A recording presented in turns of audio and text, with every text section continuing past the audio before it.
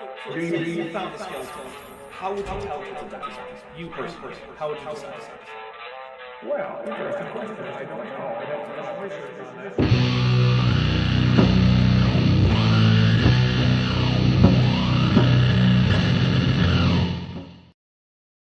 Hey there, everybody. Welcome to Dapper Reacts. I think this is number 12, is it? Something like that. This is Islam and Christianity against Devolution. Because today we actually have two people who I've talked to both of them, and one of them has actually been on the channel before, Finding Truth. But Rebecca is a Christian. She was running a YouTube channel for a while. She's taken a step back.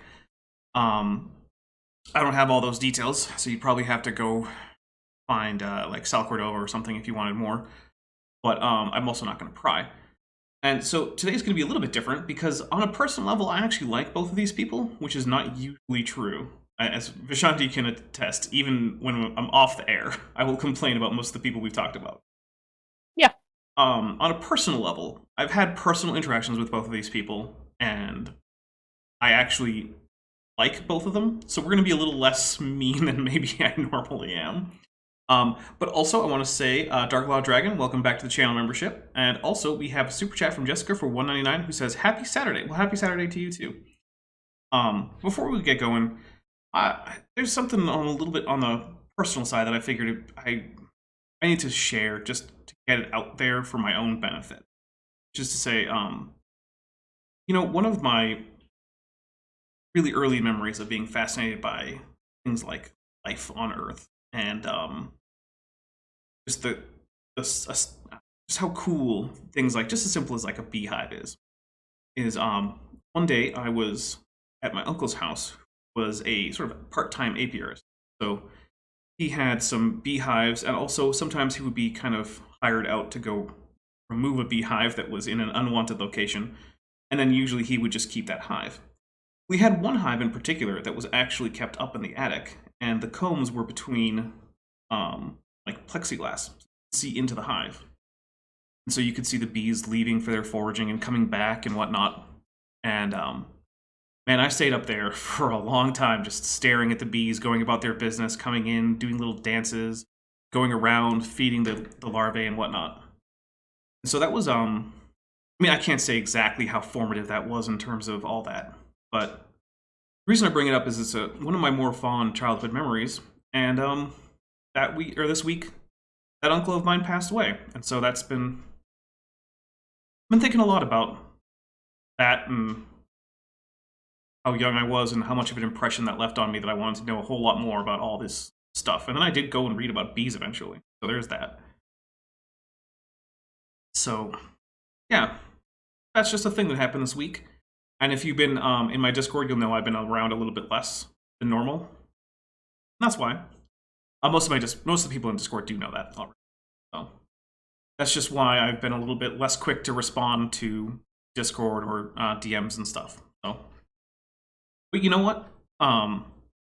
Look, it's not like he was a young guy. He was pretty old. He had a pretty full life, 5 kids. I think he was up to 11 grandkids at this point. So he'll be missed, but also, I mean, I think he was pretty happy with his life as it turned out. So, Well, see, Corona Liverka. Thank you. All right, so let's get into this, which is hopefully going to be a little less of a downer. So this is Rebecca and Finding Truth, and they're going to be talking about the problems with evolution. Finding Truth has already given his little quick intro, which basically just said he's an engineer. Big surprise. In case you guys don't know, there's this thing called the Salem hypothesis, which says that basically it comes down to engineers are significantly overrepresented as the profession of people who do young Earth creationism or other anti-evolution stuff. And then he also said, like, oh, I've been a big fan of science since I was a kid, which I'm sure he thinks that. We have a couple super chats. Vandalia1998 for $10 says, if anyone here can handle crying after Dapper goes off the air, Bree from Hive Science and Eric V will be talking about which fictional shows and games made us emotional. If you have one, join us. Oof. Yeah. Mini Karen for 6 shekels sends a heart emoji. Thank you very much, Mini Karen. I appreciate that. So anyway, we're going to pick up with Ahmed's first claim, because, I mean, look, if you really want to, you can go find him elsewhere on my channel where he gives his own introduction. So, and like I said, on a personal level, I like these two. So we're going to hopefully be a little less snarky than normal. Vishandi, you don't have to. I make no promises. Okay. I mean, look, I'm pretty sure we're about to hear things that are very, very wrong and very, very silly. So. And evolution is actually just one important comment here. It struck me as not really related to biology. It is. That's quite a take. Yeah. So here's the thing, right? You might think that evolution is wrong, but that doesn't make it not part of biology, because it's certainly not part of physics or cosmology or something, right? It's fundamentally an idea about life. Also, Jessica, for 99 cents, sends some heart emojis. Thank you very much. I really, look, guys, I appreciate it. I'm not here to bring everyone down. Oh, you know, things are rough with Dapper. It has been a little rough, but, like, I'm still here to put on a show, so I do appreciate that. Anyway, yeah, so maybe he'll explain why he thinks evolution isn't part of biology, because I feel like that's the whole thing. It's all about biology, but... Yeah, I would like to see him defend that, because that's one heck of a claim.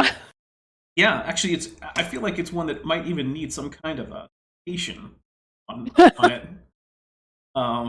And boy, am I happy I made that animation. God. You know, it's like the second most popular citation needed GIF on Twitter. Nice. Yeah, I'm pretty happy with that one. You can say evolution is actually an engineering and information theory question. Hey, what? An engineering theory. Look, okay, first, we're going to have to meet Ahmed halfway a little bit, because sometimes his sentence is going to be a little confused, but that's because his first language is Egyptian Arabic and not English, so it comes some slack there. But also, I know what he meant, because he said it's not biological, and then went on to say immediately after that it's an engineering question, and I'm like, Yeah. my friend, it's biological. So Engineering. If it's any kind of engineering, if it's some kind of information transfer, it's genetic, which is biology. Yeah. Now, you could say that there's an engineering aspect in that it's the idea of how systems in biological organisms end up being able to perform certain functions, which, I mean, no one argues that systems in biological organisms don't perform functions, right? I think everyone tends to agree. There might be a few functionless things here and there, but by and large, you know, your respiratory system, your digestive tract, these do a thing for you. And then how did they get to be able to do those things? Well, you know, the scientific answer is evolution. There's also a really good series that student Dr. Ben has been working on lately called like Biology Sucks. And he goes through like body parts and body processes to show that like if it was designed, it sucks. Like he was like the human elbow sucks. You know, metabolism sucks. Like he's going through piece by piece to be like, listen, this works, but it doesn't mean it's great. Yeah, there's a lot of ways that semi-competent designer could probably improve most biological systems. I was gonna say, like, you can make a lot of things out of duct tape, but that does not mean that they were designed well. Right. Also, you know, just here's a simple one. You know who doesn't tend to have a lot of back or knee problems is birds, even though they're bipedal too. It's because they hold their spines horizontal. That would be a much better design for a bipedal organism running around doing stuff. Yet humans are stuck with upright walking, which sucks. And our knees, like, hinge forward, which makes us slower, actually, than a lot of animals that have the other directionally hinged knees. Well, first, all knees are hinged the right direction. You're just thinking of the difference between plantargrade and digitigrade. That thing that that looks like a knee on a bird, that's actually the ankle. Well, what I mean, like, you know how, like, dogs, their back leg, to us, quote, it's backwards, but, kind of, yeah. You know, ours tend to bend forward, like the direction that we're walking. So, yeah, that's the digitigrade bit. So, yeah, that thing that looks like a backwards knee is the ankle. Between that and the paws are the metatarsal bone, which you walk on, just like a bear. Bears also walk on their carpals and tarsal bones. Anyway, let's see what Finding Truth has to say about how evolution isn't about biology. Rather than a biological question, because at the end of the day, what it relates to is whether information can come from no information, and whether complex systems, complex integrated systems, can arise from chaos. So those are interesting questions. However, I feel like we're not going to get the word information defined in a useful way. What do you think? I agree. I feel like he's gonna use it as sort of a broad, non-specific way to describe genetics, and Probably. isn't gonna specify, so we're left to guess, and because it's too vague to use, you can't, quote, prove him wrong. Mm-hmm.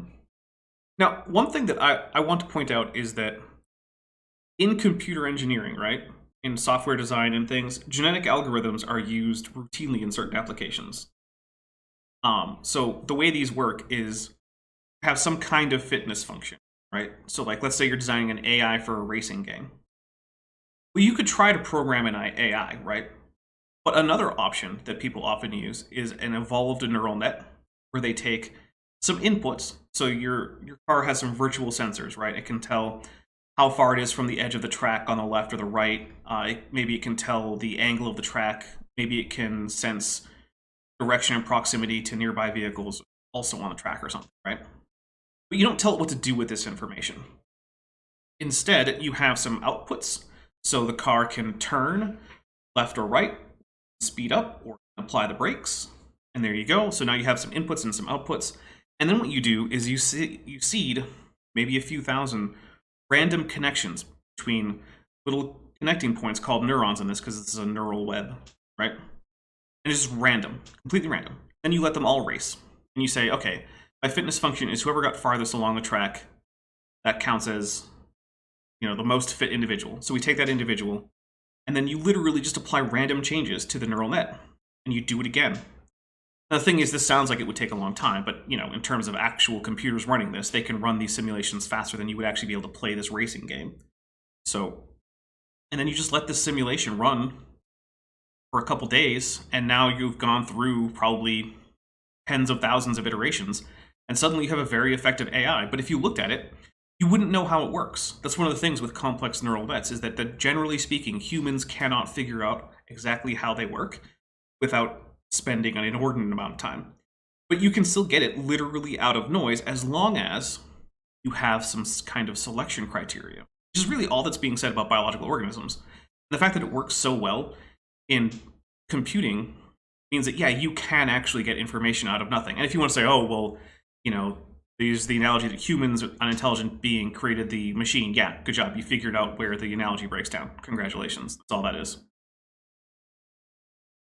So here we go.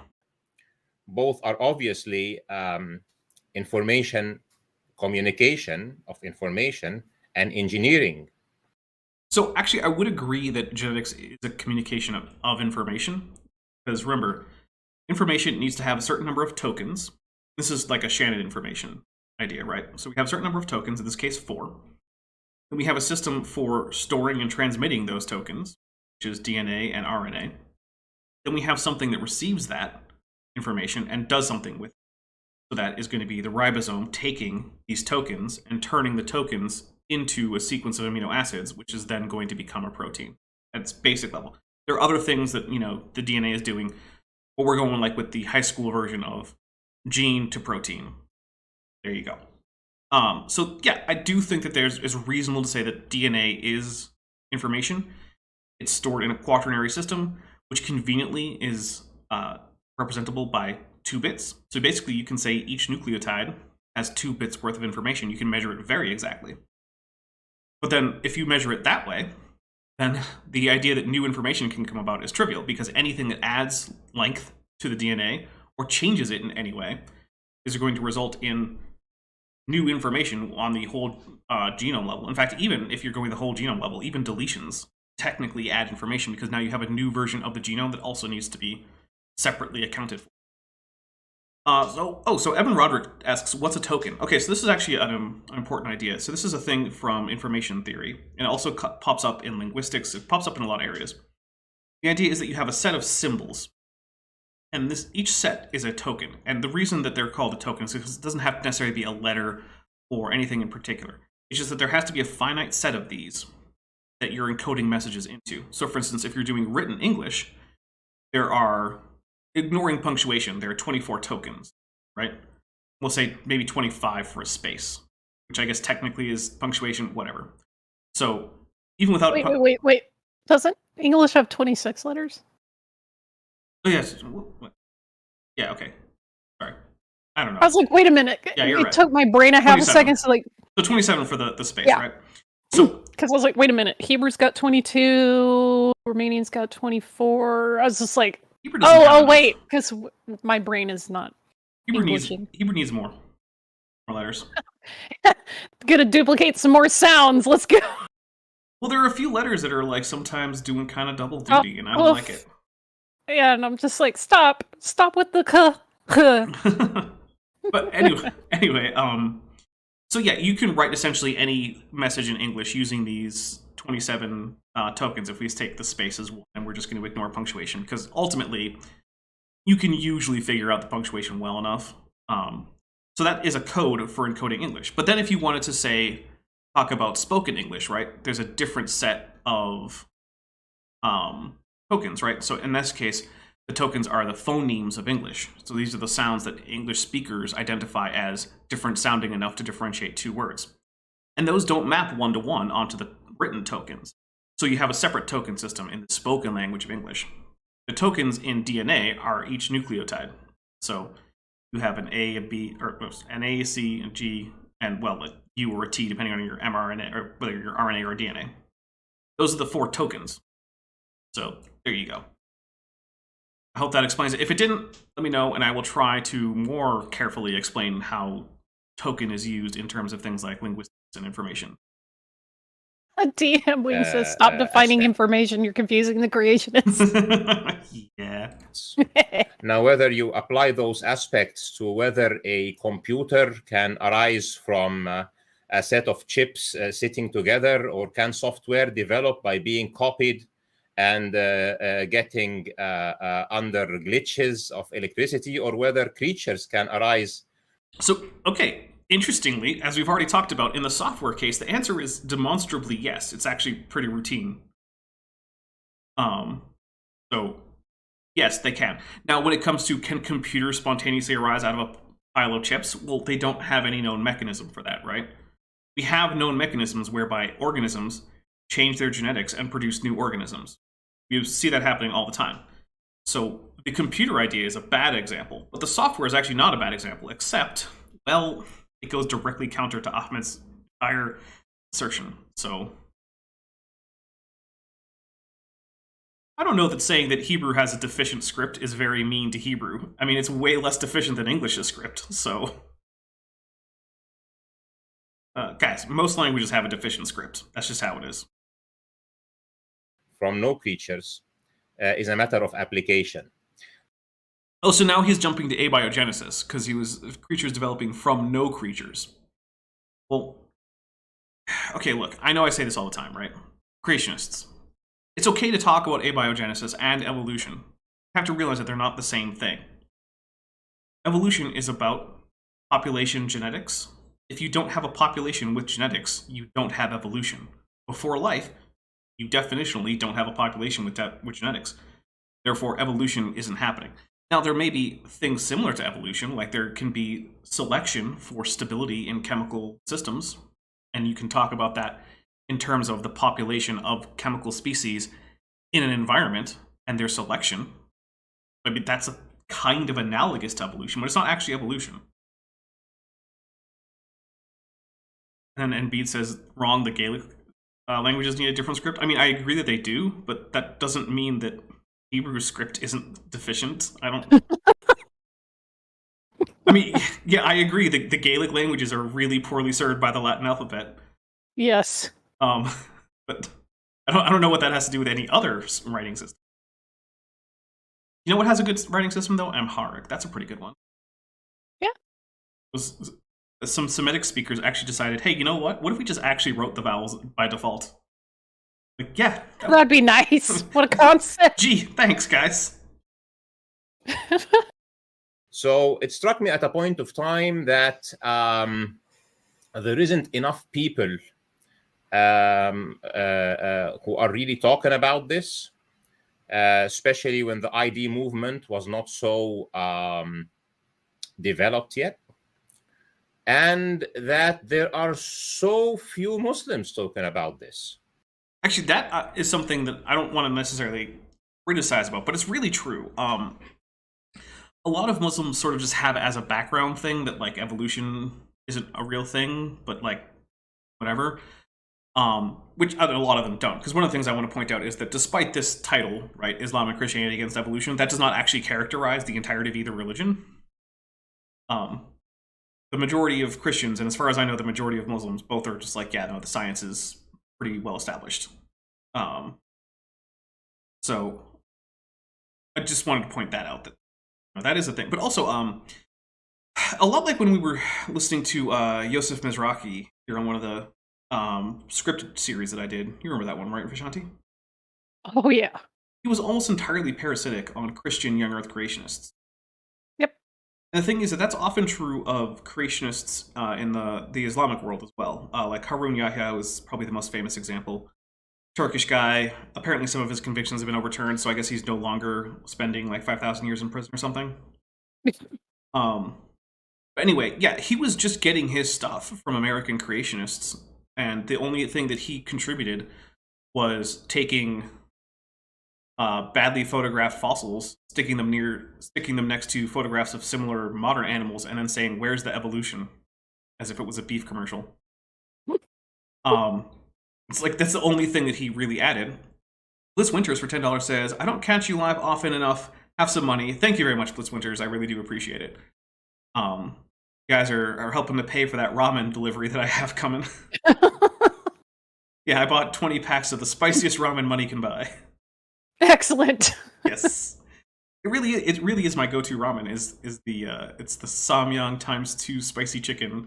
I think there's like a spicier ramen, but it's like really expensive, and they sell it in like packs of one for like $4 or something. And I'm like, no, that's too much. But they're like, oh, but it's got ghost peppers. I don't care. It's too much for a pack of ramen. I know, I'm like, $4. That's like normally something that's like 40 cents. Well, the thing is, it's not advertised as a meal, it's advertised as a challenge. Oh, of course. Right. You're not it's deliberately like, you're not gonna eat this. So whatever. Anyway. Yeah, so a lot of non-Christian young earth creationism, which is largely restricted to very, very theologically conservative areas of Orthodox Judaism and Islam.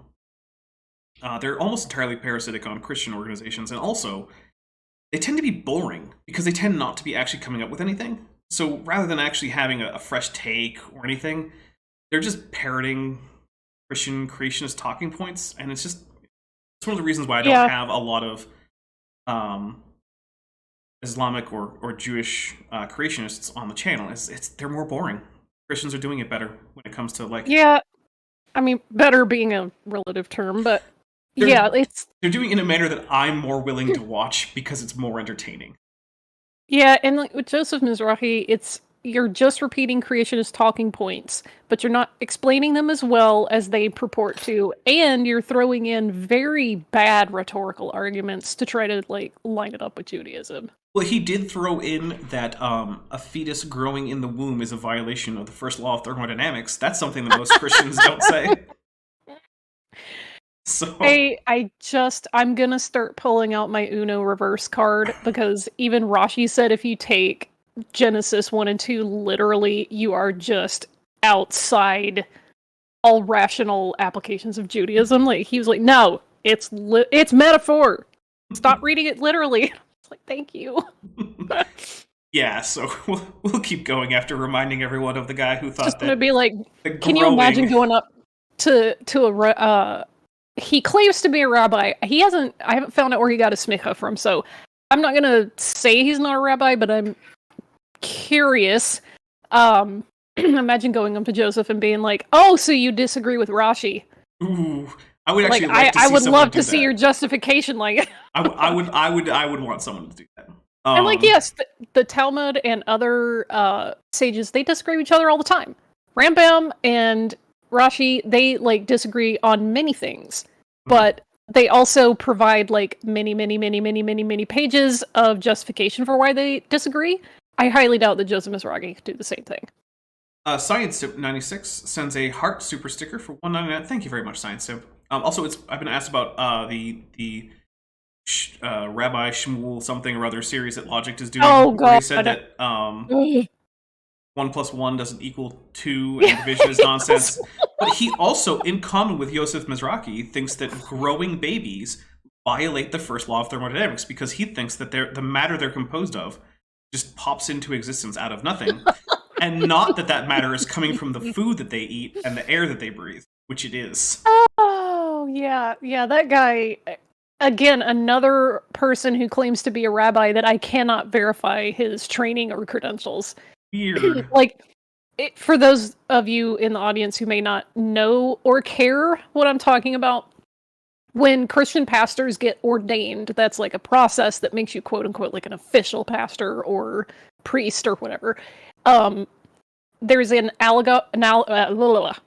Oh, there you I go. wanted to say both at the same time, analogous and analog, and I'm like, no brain, no. One at a time. One at a time. There's a parallel procedure in Judaism called smicha, and it's basically, getting your ordination to be a rabbi. And any institution that grants that will, be more than happy to verify their students' credentials, just like any university would. And a lot of these people who are just, famous internet rabbis, like Joseph Mizrahi, I have not been able to verify that they are legitimately a rabbi. It's kind of like the trend with fake PhDs in Christian creationism. Like, Yeah. I can think of somebody else that calls themselves a doctor and doesn't have the credentials for it, so... Oh, I can think of a fair few. Mm-hmm. Actually, I was just talking about one today, James White.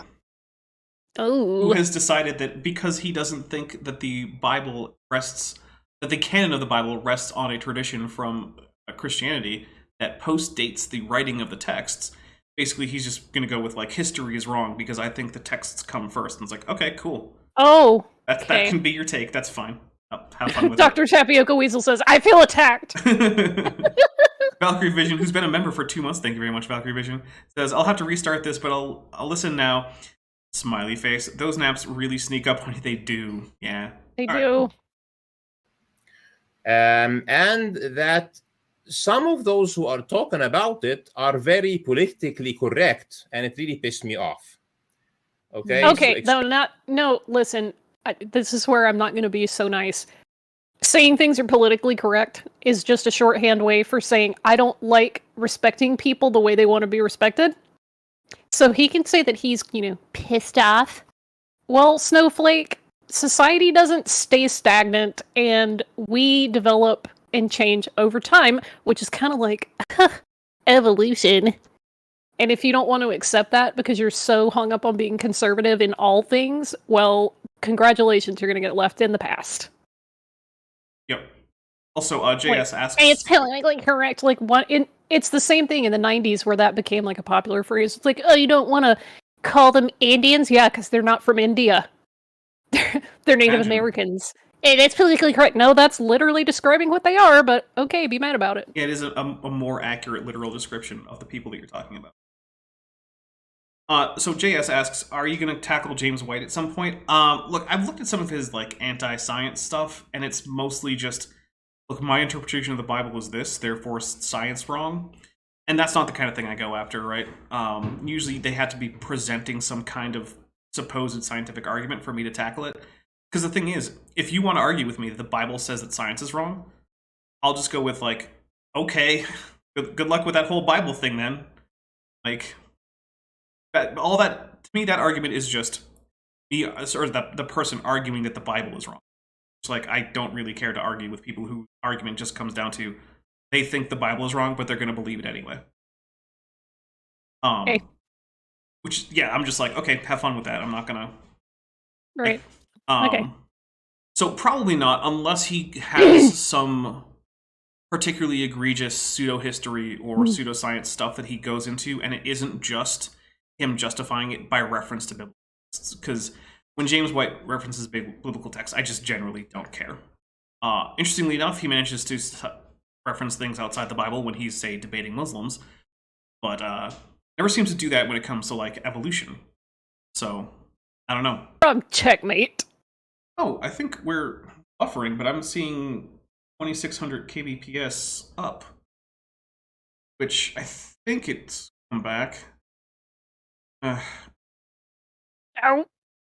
I think it's back. Is it back, guys? All right, we're back. All right, here we go. Sorry about that, guys. If that cut off my rant, I'm going to be very... It probably did. Not... I'm still seeing, but I was seeing throughout the whole thing 25 to 2600 kbps, which is more than enough. So I don't know.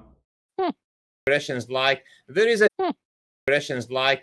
a very low possibility for this or a very low probability for this, even for religious people doing religious apologetics or scientific apologetics for creationism, really pisses me off. I would rather say this is impossible, just straight like this. Okay, so what he's actually saying is not what I think we would normally mean by politically correct. I think what he's saying is that they're couching their criticisms of evolution with too much uncertainty in order to seem like they're polite. I think that might actually be one of those like language barrier things where I'm not sure that he's aware fully of all the connotations of the phrase politically correct. So that was literally how the phrase started. That's the only way I've ever heard people use it. Is that a disconnect there? But well, so it might be disconnect. It might also just be that he has gleaned it from context and doesn't actually understand all of the context that he's getting it from. Because that happens with foreign languages, right? You hear a phrase and you think you know what it means, and then you use it and you get a little off, and then maybe people are too polite to correct you, so you keep using it that way. Yeah, okay, that makes sense. I'm willing to say that that's probably what's happening here. That's probably a better charitable, interpretation of what he's saying. And so I started my channel like a couple of years ago, and I started doing my own videos first, and then I started bringing some very important figures in the field on board. And I will say he actually has done interviews with some fairly prominent anti-evolutionists. He's done one with Wazrana. He's also done a fair few debates with people who are experts in various related fields. Like he's done a debate with Dancer and Cardinal. He did a debate with Jackson Wheat on this channel, which at one point I actually had to very strongly demand that he actually answer the question, because he was dodging the heck out of that one, which was, when did your design... I was going to say, now I need the tea on that. Okay, so Jackson had been trying to pin him down to a model that could actually be critiqued, because one of the things about Finding Truth, like a lot of ideers, because he's basically an ideer, he's not a young Earth creationist. What's the difference, honestly? Because I've come to believe that ID is just a very sanitized, vague, like, smokescreen for creationism, so... Well, I was setting it up in order to go into the difference. Okay. So, one of the big differences is young Earth creationists will actually come up with a model that they say this is how we think things happened. Whereas IDers prefer that basically everything in the past just be this kind of nebulous cloud of who knows, because they don't want to be tied down to a specific model. Okay. So in an effort to try to tie Finding Truth down to something that Jackson could then analyze, he was trying to find out when Finding Truth thought that the actual design event or events in the history of life occurred. And Finding Truth just wouldn't answer. And so basically I had to say, Finding Truth, if you don't answer this question with a number and a unit, this part of the debate is over. We're just going to move on to questions. Oh. Yeah. So eventually then I think he said something like 3.5 billion years, give or take. Okay. I mean, in that case, then humans have common ancestry with chimpanzees, which is usually the sticking point, but sure, why not? Okay. So, yeah. All right, here we go. I'm happy to be here today. Good. Well, I'm happy that you're here, and your work is so important, and I just feel anyone who is willing to stand up and criticize. Oh, and JS points out that Finding Truth has talked to Dr. S. Joshua Swamidas as well. Swamidass runs the Peaceful Science message board, which, while I find the format confusing, often has good discussions. Also, he wrote a book recently. I think he wrote a book, but it was about a genealogical Adam and Eve, because Swamidass is a Christian, and he believes that there were two individuals that can be identified with Adam and Eve. He doesn't think that they were the first members of their species or that they were the only members of their species around at a time. And then he thinks that the idea of their sort of, in line with Christian theology, their spiritual headship of the family of humanity is as a result of them eventually becoming common ancestors to all of humanity and bringing all of humanity into a covenant that God made with them at that time. That's literally just Y chromosomal Adam and mitochondrial Eve, but with extra steps. Well, not necessarily, because he doesn't necessarily make the claim that they are Y chromosome Adam and mitochondrial Eve. Leaves open the option that those two individuals could be their descendants. Like I said, that's just extra steps, man. Come on. Well, look, I'm not endorsing it. I'm just explaining the position. I don't... Maybe I'm just salty that a lot of people just take these not very well named concepts in science and run with them a little too literally. You know, like, guys, dear scientist, please don't name things calling them stuff like mitochondrial Eve, because as soon as you say that, all the little tinfoil hatters just run out of their house going, see? Eve was a real person! But that's... It comes down to the same thing where, like, flat earthers will say, well, why doesn't NASA put a camera here or there or there? And the answer is, it's because they don't care about you. These scientists don't care about creationists. They don't. I know it. Well, even if we did put cameras in all the locations, they'd still say it was CGI, so... Well, and also, if you stop naming things with biblical allusions, it wouldn't change the creationist positions. They would just have one slightly less thing to say, like, aha, see? We told you. So, yeah. Right, here we go. Criticize evolution is, doing really important work. So thank you.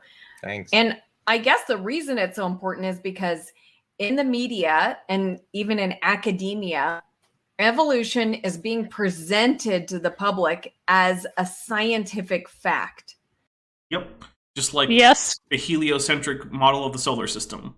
In fact, precisely like, because the thing is, you can look back and look at Christian responses to proposals of geocentrism, and they'll make the same kinds of points that young Earth creationists make, right? Like, oh, we have our own models that perfectly explain this, and look at these parts of the Bible where it says the Earth shall not be moved and all these things. You just want to throw that out? Come on, this is an important part of our theology. And metaphor is definitely literal, you guys. Yep. And so... like, when I say it's raining cats and dogs, it means literal, actual cats and dogs are falling from the sky. Yeah. And yeah, Hads points out that according to the Bible, Y chromosomal Adam is Noah. That's true. True. If young Earth creationists were true. Yeah. And to be fair to young Earth creationists, sometimes they will use the phrase Y chromosome Noah specifically in reference to the fact that that's what they think is the Y chromosome ancestor. Unfortunately, none of the data bears that out, but still, at least they recognize the implications of their model. Anyway, yeah, and it's the same thing that happened previously. You had the same arguments, and it was even more true at the time, because it was actually true that geocentric astronomy actually did have good predictive models for where the planets and the sun and the moon would be on future dates, right? You could, to this day, use that Earth-centric math to figure out where to point your telescope to find Mars on any given day. It was very complicated math. It was absurdly complicated, really. And there are other things that now we know aren't compatible, like satellites wouldn't work in a... Look, you couldn't have both satellites and distant stars in the same geocentric universe. You could have one or the other, but not both. Anyway. Yeah, so it's the same arguments. And look, hopefully in a few hundred years, geocentrists, because they're still geocentrists, but hopefully young earthers and IDers and whatnot will be in the same position as geocentrists are now, which is to say, yeah, you can find them, but not even the other, like, extremely religiously, like, theologically conservative members of their religions take them seriously. Okay, yeah, I was waiting for this person to clarify what they meant, but now I get to dunk on you. Dear the Missing Link, Christians are not getting attacked for the truth because the flood did not happen globally, like they say, and all of the things that they're arguing in terms of young Earth and all of this other stuff is not truth. So, no. Your interpretation of the Bible is not equivalent to truth. It's not how it works. Nope. Because then you have to be a flat earther too. Is evolution a scientific fact? Yes. Yes, in the sense that it is a fact that organisms change over time and that organisms are related to each other via common ancestry. It is also a theory in that we have a system of thought and ideas and experiments supporting it that explain how that happened. And it makes accurate, verifiable predictions. Yep. Yeah, this is a very good question because typically, for example, when I post a video or I have a scientist who might even be an authority in his field, okay? So somebody like, for example, Dr. James Science Tour isn't authoritarian. I know what he meant, but I'm just throwing that out there. Science is not authoritarian, that's true. And also, James Tour is, in fact, an expert in a particular field. It's just not the field he's most famous for, which is abiogenesis research. Because that's the thing, is like, look, when Dr. Tour actually is in his field, he can do really cool, amazing things. Like, I don't know too many people who can make a car out of, like, less than 100 atoms. He can. Okay, that's pretty darn impressive. You're not going to find me doing it. But on the other hand, he doesn't actually report accurately the findings of abiogenesis research. No actual experts in abiogenesis take him seriously. His critiques just are not actually accepted as valid because he ignores large swaths of the data. And I love that he got massively dunked on by another chemist and just can't even comprehend the fact that he got completely debunked. Yeah. Like that. Professor Dave just destroyed every single crappy argument that he had. And also, he's famous for being petulant. Oh, yes. He's famously petulant. But that actually doesn't bear on his correctness. It's just an unpleasant character flaw. Yeah. Authority in his field, actually, in synthetic chemistry. Yeah, synthetic chemistry, which is not abiogenesis. That's it's literally him, yeah. Yep, that is literally James Tour. Yep. It's just like Fred Hoyle was terrible at biology because he was actually not too bad at things like astrophysics. He was also really bad at cosmology. It's almost like an astrophysicist is good at one thing and not always so good at everything else. It's almost like when you go into higher learning and higher degrees, you pick a specialty and you learn a lot about a little, but that doesn't mean you know a lot about a lot. Yep. Look, the world is full of such examples, right? Like, Ben Carson is a world record-setting neurosurgeon who's performed numerous neurosurgery firsts in the world. However, he also thinks the Great Pyramids of Giza were grain silos for the famine of Joseph. Oh. Which is wrong for so many reasons. That is special. Yeah. I mean, never mind the fact that just the physical structure is fundamentally unsuited to being a grain silo. I love what David B22585 says. The only reason Dr. Tour isn't taken seriously by abiogenesis experts is because of their presuppositional bias against bad arguments. Nice. But yeah, the point being that you can be brilliant in one area and a complete moron everywhere else. That's a thing that just happens. It's a normal part of like human variability. Okay, the missing link. It's like public schools are encouraging evolution instead of giving people choice. Schools are there to teach you about facts. Mm-hmm. Schools are not there to teach you about religion. Creationism is religious. It does not belong in a school. And you are entitled to your own beliefs, but you are not entitled to your own facts. Yeah, and young Earth creationism is factually Go incorrect. cry about it that people aren't teaching your religion in school, but that's what churches are for. Goodbye. You will find people who are putting comments, come on, evolution is a fact. Okay? They don't even listen to the video. Look, some of them probably don't. Oh, that's fair. I was going to say, well, how do you know? But look, you can usually tell if someone hasn't watched the video. Yeah. He's probably right that some of them aren't doing that. Because look, you get the same like comment warriors on both sides of this aisle, where someone just swings by, says, haha, you're dumb. And it's like, oh, okay, thanks. They don't look at the Right. references.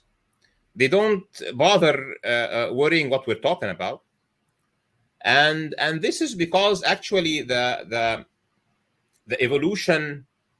Okay, let's be clear. The real reason for this is because people are jerks on the internet. But I'm pretty sure we're about to hear a conspiracy theory. Haze, okay, part of the fog of evolution, let's say, arises to start with from a linguistic gimmick. It is essentially, at its core, there are so many linguistic tricks, and human thought is represented in language, and people think in terms of a language. Okay. So yeah. Are we gonna go full Sapir-Whorf hypothesis? Oh my god, I have to address this.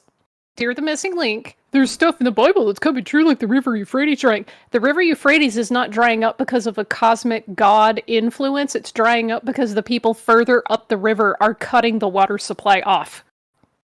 Which, by Also- the way, major international incidents there.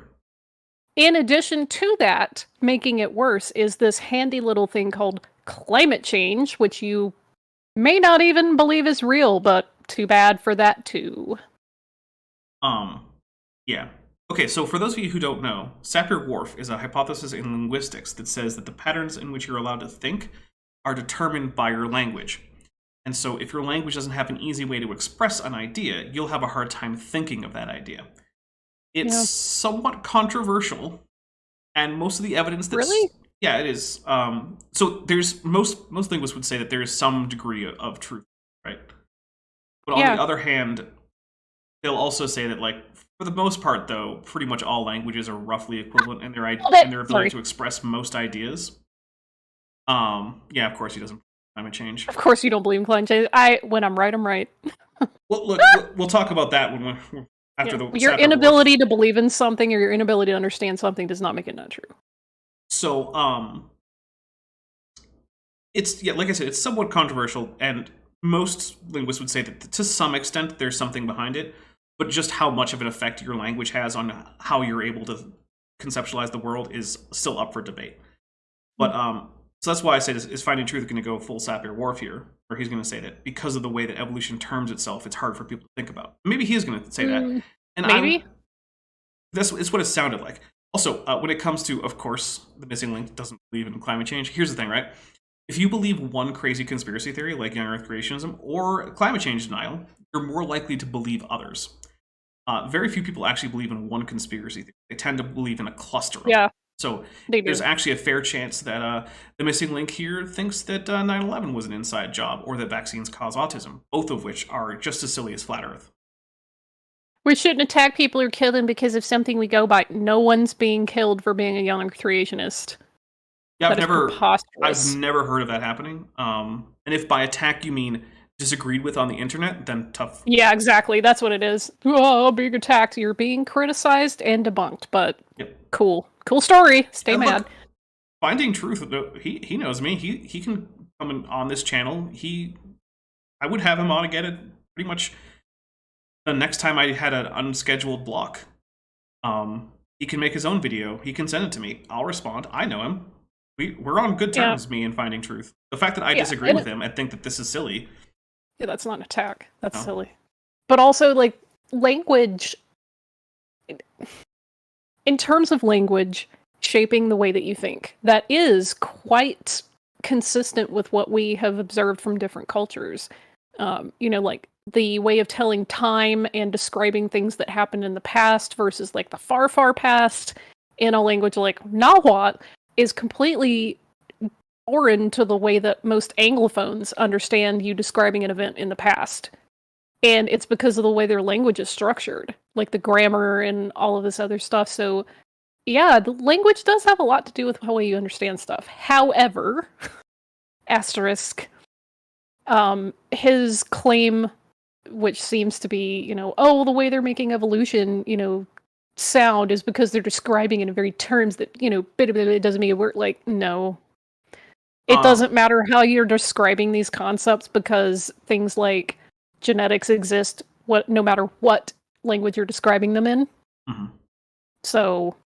Silver Harlow for $5 says, if Sapir-Whorf were strictly true, how do we get new ideas and make new words for them? So one of the things is that the strongest form of the Sapir-Whorf hypothesis doesn't exclude the ability of people to come up with entirely, or like a new idea. It's more about like the framework of things like the grammatical structure of your language affects the patterns in which you think. Which doesn't mean that you couldn't come up with a new, say, noun for a new object you just encountered. Yeah. It's just that you would be slotting that noun into the pre-existing framework of your language. So, for instance, in some languages like Navajo, there are noun hierarchies, and nouns have to appear in the sentence in the order that they come in the hierarchy. And so, also Navajo is famous for coming up with new words without borrowing. Nice. Navajo, like, virtually, their word for virtually everything that's been introduced to the culture since basically contact with Europeans, pretty much everything there has been an original Navajo word describing the thing. So anyway, they routinely come up with these, but they still have to slot those into the noun class hierarchy. So they'll come up with a word and they'll say, okay, well, here's where it fits. So here's when I talk about it, here's how I talk about it using the noun class hierarchy. So that would be an example of coming up with a new word and still having it slot into those architectures that define the patterns of your thinking, according to Sapir-Whorf. So anyway, Here we go. Even, for example, if you have an Anglo-Saxon culture, the structure of the English language... Okay, first, calling Anglophone countries having Anglo-Saxon culture is a little weird, and this still might be a language thing, but the Anglo-Saxon period refers to a cultural milieu at a particular time in history. We're long past that. I mean, unless your local lords have been voting on the next king, and you guys just haven't been telling me about this. Pretty sure that's not happening. So, tell you what, I'll let you know if we find an Anglo-Saxon culture still hanging around. There are cultures derived from Anglo-Saxon cultures. Oh my god, I'm laughing so hard because now they're talking about demons in the chat. Like, oh no, stuff got flown to the floor in a grocery store. Yeah, earthquakes exist, man. Stuff like that happens. Sometimes stuff falls off a shelf because it was pushed from the other side. Sometimes things fall off the shelf because it wasn't on there very well to begin with. There are lots of factors that can influence something flying off a shelf. It's not demons. How boring of a demon that must be. Right? Eat these cornflakes. Like, oh, hey, Bob, what did you do today on Earth to get to those humans and make them fall away from God? Man, I made a mess in the grocery store. Oh, okay. I guess that'll shake somebody's faith, maybe. Man, I did it in broad daylight too. Ha! Whoa. Ha! Someone used a spirit board. Okay. Yeah, those are really real. And Bede, you being a time traveler from Anglo-Saxon times doesn't really mean that everyone else is living in an Anglo-Saxon culture, so... Here we go. Affects the way you think. If you have, for example, an Arabic culture, the structure of the Arabic... He's going to Sapir-Whorf. Okay. Yeah, I was going to say, there's not like an Arabic culture in that sense. Like, there's many cultures that use Arabic as a language and don't live in Arabia. Well, one of the things is... You gotta remember that he's gonna be coming from a context that's much more influenced by Pan-Arabism than you are. Yeah. So there is a strong... So Pan-Arabism is a political and ideological movement that says that the Arabic-speaking peoples of the world should fundamentally construe themselves as a single nation. And while it does recognize that there are regional differences in both language and food and conduct and whatever, that to some extent they really do form a single people. So for him, that's a big part of how he's going to conceptualize an Arab identity is through political Pan-Arabism. And look, I'm not going to say that Pan-Arabism is wrong. I mean, it's a an opinion about how Arabs should see themselves. I don't get to have a say in that. Yeah. Think. If you're multilingual, then you might as well get some good stuff from this or that, but you typically think in your native language. Most of the time I think in my native language. It's not always. Yeah, I'd agree. Sometimes I think in Spanish. Yeah. Sometimes every once in a while, if I'm in the right setting, I might have construct like brain patterns in Hebrew, but yeah. Yeah, it's usually interestingly, if I'm inebriated, I'm less likely to think in English. Yeah. Which also, if I'm inebriated enough, means I'm less likely to speak in English, because the filter between what I think and what I say might have gone away. And there's a period where I'm inebriated where I start to think in other languages, but still can speak it in English because I quickly translate it. But then once I'm past that point, it'll just come out whatever language I was thinking. It's a good thing that a lot of your friends are multilingual, so It does help. So one of the things that really I find it really very frustrating is that the people who have set the foundations of this thing called the theory of evolution have really did a very good job in twisting the language in an irreversible way, to the extent that you can use the same word for 2 or 3 completely different meanings. That's just how languages work, my dude. yeah. I mean, look, you could have, like, you could be Ichthuil or Loglan or something, right? Where you're specifically the minimum ambiguity, absolutely no homophones for anything kind of language. But, like, there's a reason that no one has conversations in Ichthuil. It's freaking impossible. Oof. Right? It's rough. Yeah. I mean, and the thing is, it was designed not with the intention of ever having anyone speak it, right? It's a constructed language. It was designed to be artificial and strangely unambiguous, with the ability to encode as much information in as short an amount of utterance as possible. But, like, yeah, there's a reason no one speaks it. Homophones are going to happen, man. That's just a thing. Especially if the concepts are etymologically related. I'm going to get out my bingo card here in a second, because I just heard the magic phrase, something isn't what people think. Oh, and this time it's diabetes, too. Oh, wow. You know what? Medical, I don't know what the too. price should be if I get a bingo today, but, like, I think we've at least knocked out 4 squares already. Bling Cicero asks me if it's true that I really spoke to Cindy Lincoln for 6 hours explaining evolution. Yes. That was the longest single episode. If I were to add up all the time I spent doing it, it's probably closer to 15 or 16 hours. Oh, okay, we actually got a positive claim for once. Diabetes is caused by candida, overgrowth, and inflammation in the small intestine. I would love to see some actual research on that. Yeah, that's going to be a big old citation needed from me. Especially since I know people who do things like, diagnose things and know how to recognize when there's fungal cells sample. I'm gonna message that to student Dr. Ben and give him an aneurysm. All right, here we go. And then you can shuffle the same word in different contexts to really obfuscate the discussion. Mm-hmm. So what does the word evolution linguistically mean? If you just... Well, there's a few things, right? There is the generic use of change over time in anything. There's the scientific theory, which is why it's often called the theory of evolution, which is the unifying principle of biology that explains the patterns observable in the genetics and morphology of life, as well as how that life has developed over the course of time. And there's also just the fact of evolution, that this change has occurred. And yeah, sure, that can be a little confusing, but I feel like usually it's actually not. Like when I say, hey, let's look at the evolution of the horse. I'm specifically talking about the common ancestry between equids and the history of that lineage through time.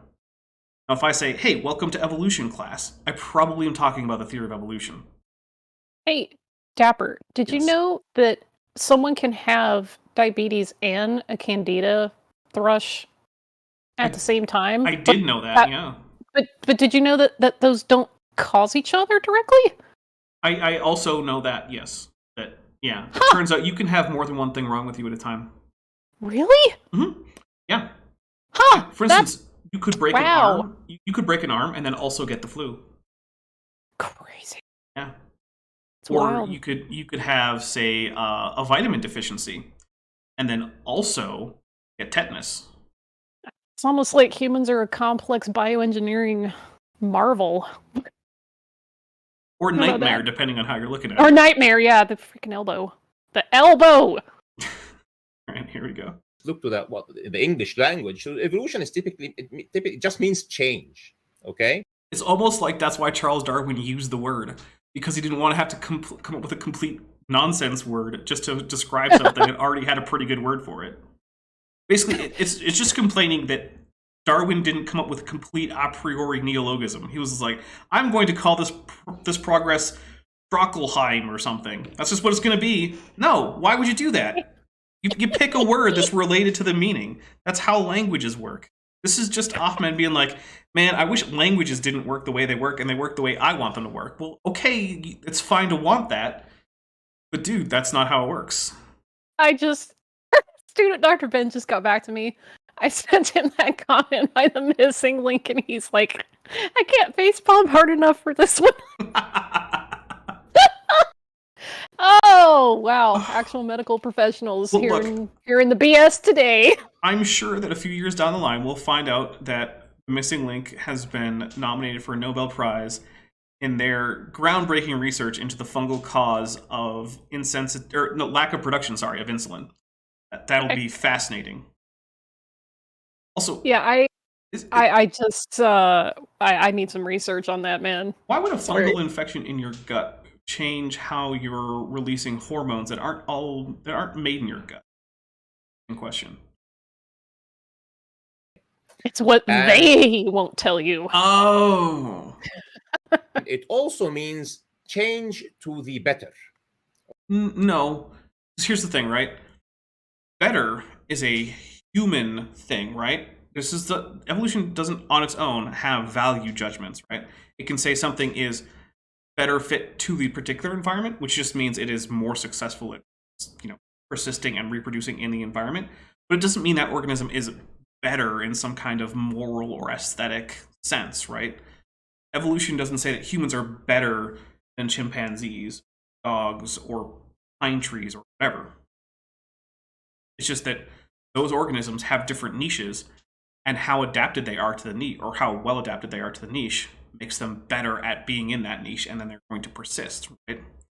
So, while humans might value some of the things that have come about through the course of evolution, mostly because they're the product of the course of evolution, so if they're going to value anything about themselves, it's probably going to have to be something that came about through the course of evolution. Those things that humans value, things like size, strength, and intelligence, aren't something that evolution cares about per se. It only cares about them conditionally if they currently help. If humans were better served by being dumb as rocks in terms of reproduction, that's what would happen to them over time. Counterpoint. Nuh-uh. Ah, good point. I hadn't thought about it that way. I guess since I hadn't thought about it that way, I need to go away and think about it that way, which means we're going to take a quick intermission so I can get myself a cup of coffee. And there may or may not be 3/4 of an ounce of whiskey in this coffee that I make. Honestly, I'm looking at the gin right now, going, It's harder to put gin in coffee though; it doesn't taste as good. I didn't say I was going to put it in coffee. Okay, fair enough. All right, guys, we'll be back in just a bit. Stay tuned, and here are some ads/tunes.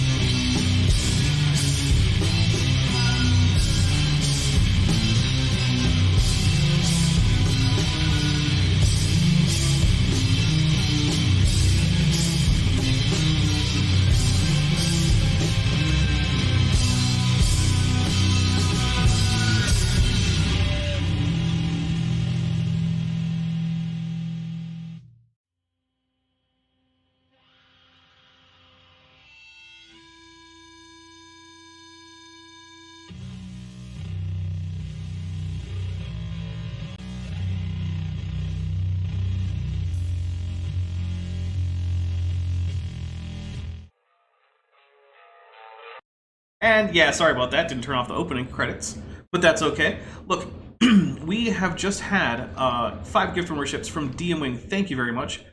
I'm not currently seeing. Oh, here we go. Apocalypse Meow via Atkinson gifted memberships. If you currently don't have a gifted membership but you want one, and turn that on. I don't remember all the steps though, but I know that there are a few people in chat who I'm pretty sure do remember all the steps. Not terribly difficult, and I think there are still 3 slots up for grabs, which means it might just be the first 3 people to turn that on. But also, now that we're back, thank you for sticking with us, and I'm going to go do my quick after break commercial, which is to say, guys, this channel is almost entirely supported by people directly donating, whether it be on Patreon, channel memberships, super chats, super thanks, super stickers, things like that. Very little. I think this month it's going to end up being somewhere around, like, maybe a 1/12 or so of the channel's income is going to be coming from ads.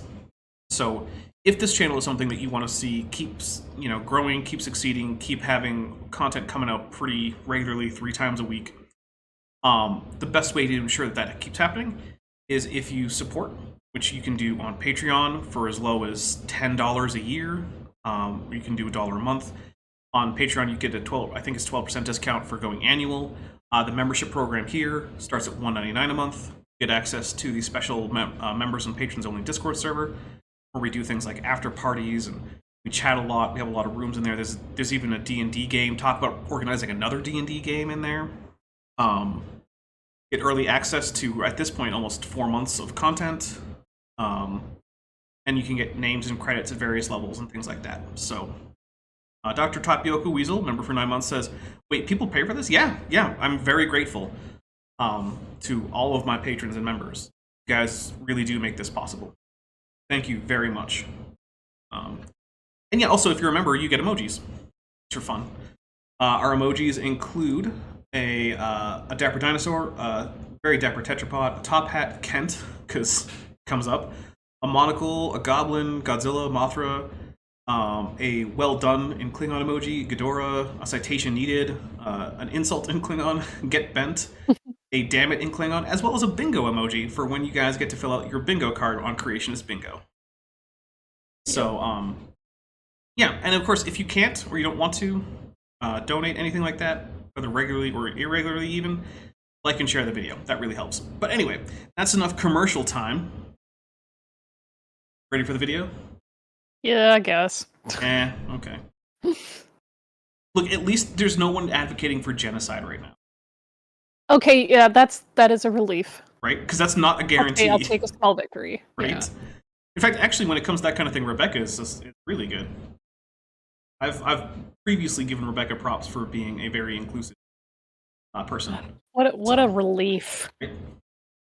Okay, because then you can contrast it to devolution, which also means change, but change to the worse. No, that's not a thing in evolutionary biology, right? There's no such thing as de-evolution in evolutionary biology. If something, even if something recovers a phenotype similar to a previous phenotype, that still isn't de-evolution. It's unusual and remarkable. Yeah, but it's one of those things where the reason to change to a previously held trait is suitability for an environment. Mm-hmm. So that's not de-evolution, that's being more suited to your environment, which is part of what evolution is. Actually, I can even give examples, right? So if you look through human evolution, right? Most earlier species before Homo sapiens were significantly shorter than average for Homo sapiens now. But there are currently people groups in certain places, primarily in jungles, with similarly small stature. They probably descend from populations with more normal height for Homo sapiens and found that low stature reduced things like calorie needs in an environment where it was hard to get enough calories. So they regained an ancestral trait in terms of height. That's not them devolving, that is them evolving coincidentally to a particular morphology that is in some ways similar to the basal morphology for the group. But I was going to use the blind cavefish, but Well, you have to go really far back to go to. Okay, The I mean, eyeless part. you know. But like, you Okay. know, having no sight and then, you know, going to sight And and then then going back. going back, yeah. Yeah. All right, here we go. Okay. So now, if we ask the question, if evolution means change, Which doesn't just mean that, but It okay. doesn't just mean change, but all right.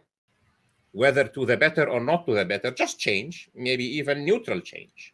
Okay. No, So- being better or worse suited for your environment is inherently part of it. It is, although to be fair, if there is some change that results in less fitness, that is still evolution.